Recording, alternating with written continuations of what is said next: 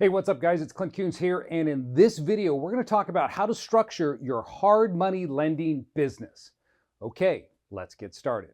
Okay, so you thought about setting up a hard money lending business. You're wondering, what is the right format? Do I want to set up a corporation? Is it going to be a limited liability company? How is it going to be taxed? How do you structure the deals?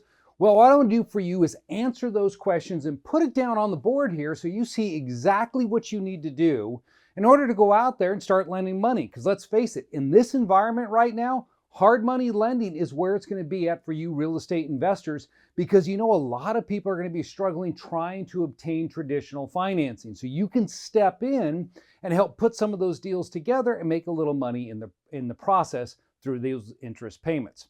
All right, so what are we talking about when it comes to structuring a hard money lending business? The way I like to look at it is you have two sides to your business. You have your business side right here.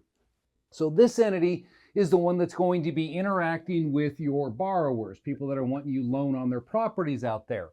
Now, for some individuals I've seen before, they'll create their hard money lending business and they'll put the cash inside of there, and then they'll loan out the money against these properties. And of course, whenever you make a loan, you're going to take back a deed of trust or a mortgage on that property to secure your interest. Now, in this type of context, what type of business do we have here? Well, this could be a limited liability company, or it could be a traditional corporation. Now, my preference is going to want to set this up as an LLC. Now, you might be thinking, should I have anonymity with that type of structure? Meaning, should I set this up in Wyoming or Delaware or somewhere else so my name's not associated with it? You know, if you're going to go out there and you're going to hold yourself out as someone who is loaning funds, I don't know if anonymity is where I'd want to go with this. If I was an individual who was looking to borrow money, I would kind of want to know who are the principals of this company that are going to be loaning me the money, and I maybe want to do some background research on them. So if you don't live in Wyoming or Delaware, that's not where you're conducting your business, it's probably going to be more beneficial to you to set up that entity in the state where you're going to be lending and forego anonymity. Now, I'm not saying you don't have to do this, but it's just something that you may want to consider in your overall business setup. So this is going to be an LLC.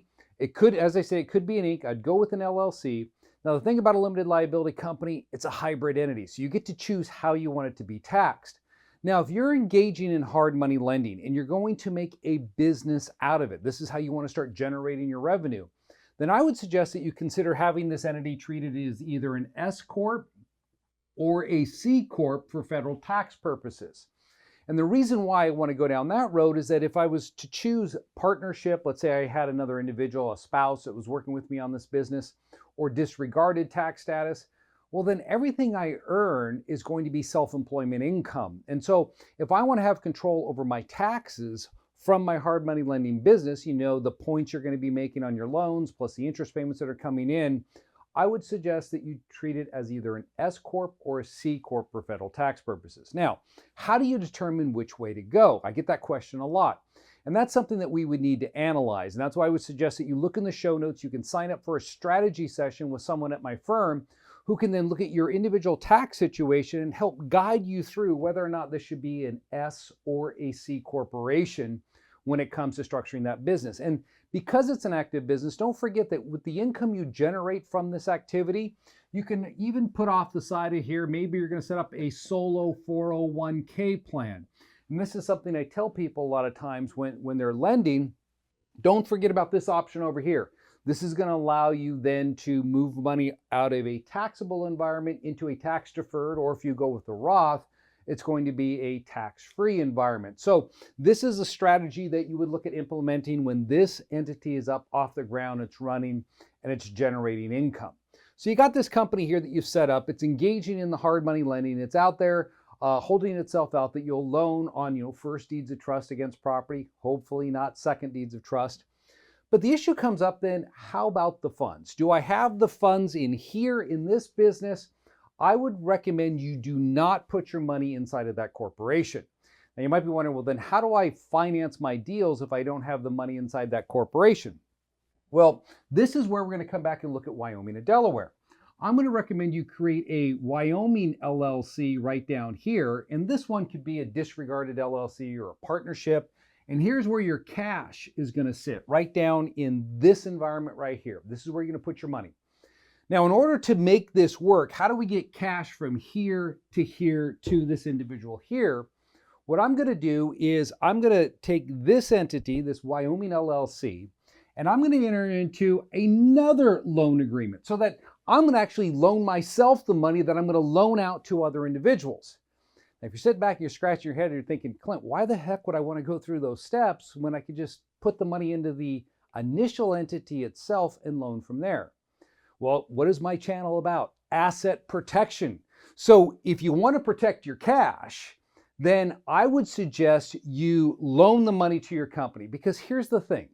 And when you get involved in hard money lending, there is risk there. You have to accept that. You may make a loan and not realize that it violates usury laws in your particular state. Or maybe you had to get a license for the county, the city, the state in order to engage in that level of activity that you're engaging in with your hard money lending.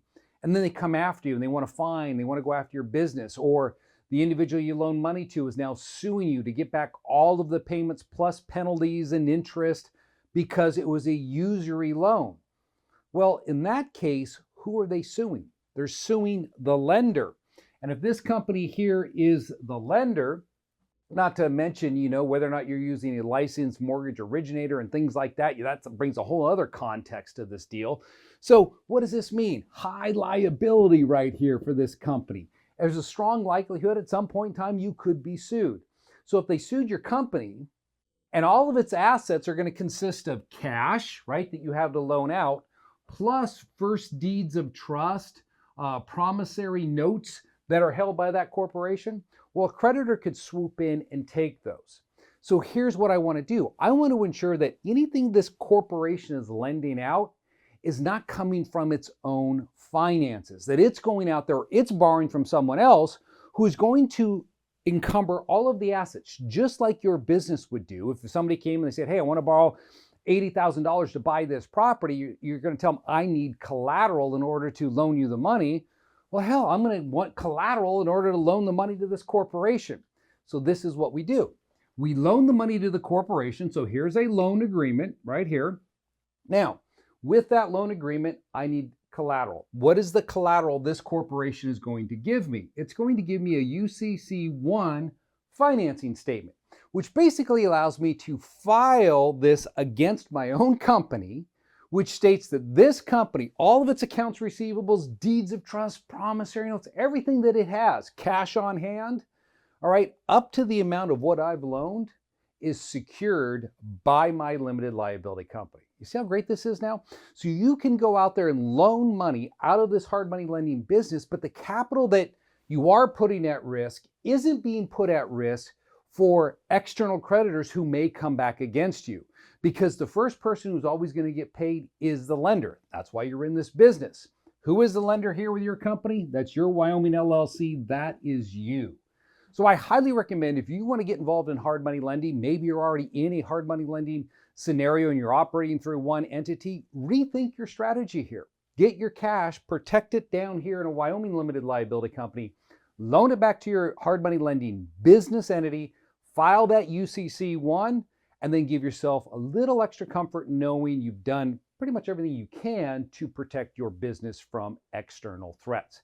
Hey, if you like the content, be sure to smash the like button. If you're not a subscriber to my channel, well, here's the time to subscribe to get future notifications when I'm putting out great content like this on a weekly basis. All right, guys, take care.